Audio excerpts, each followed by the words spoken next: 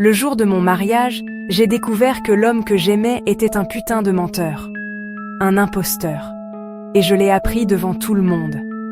Ça faisait des années qu'on était ensemble.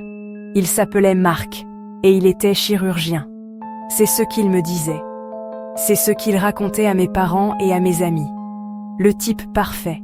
Le mec qui a réussi. On était tous tellement fiers de lui, mais... quelle blague. Le jour J arrive. L'église, la robe blanche, toute la merde habituelle. J'étais sur mon petit nuage, le prêtre blablate.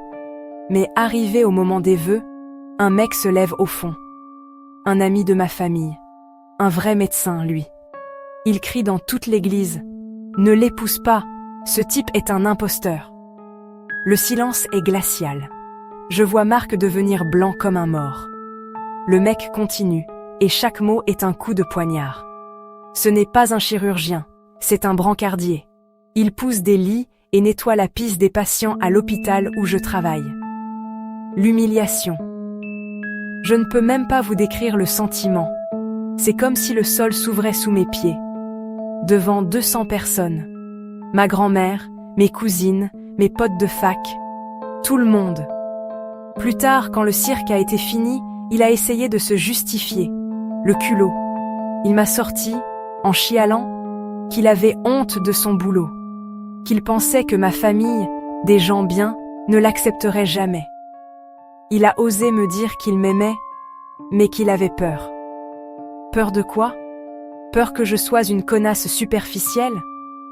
Il ne m'a pas seulement menti sur son job. Il m'a jugé. Il a insulté mon intelligence et mon amour. Il a supposé que j'étais avec lui pour son putain de statut. J'ai annulé le mariage, évidemment. Mais c'était pas assez. Mes parents, qui lui avaient avancé du fric pour sa voiture de médecin et payé des vacances de luxe, ont tout repris. Chaque centime. On l'a ruiné. Aujourd'hui, il est retourné à son balai et il est criblé de dettes car il voulait jouer au grand homme. Maintenant, il n'a plus rien, moi je dis, bien fait pour sa gueule.